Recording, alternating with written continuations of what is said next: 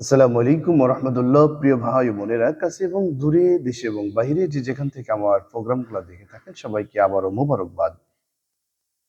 দেখুন, আমরা বিদায় দিতে গিয়ে কাউকে বিদায় দেওয়ার সময় আমরা বলি বাবা bye bye tata, bye bye tata. ছোট্ট বাচ্চাগুলো শিখে বাই বাই টাটা। না, এটা আমি বলবো না। আমরা বলবো ফি আমানিল্লাহ, ফি আমানিল্লাহ, আল্লাহ হাফেজ। আমরা বলি না, আমরা বলবো ফি আমানিল্লাহ, ফি আমানিল্লাহ বললাম। এরপরে কি হলো? আল্লাহ তত্ত্বাবধানে আপনি থাকবেন। আল্লাহ রাব্বুল আলামিনের তত্ত্বাবধানে আপনাকে রেখে আসলাম। আল্লাহ যেন আপনাকে হেফাজত করেন, আল্লাহ যেন আপনাকে ভালো রাখেন, আল্লাহ যেন আপনাকে সহি সালামতে আপনার সফরকে কবুল করেন ইত্যাদি।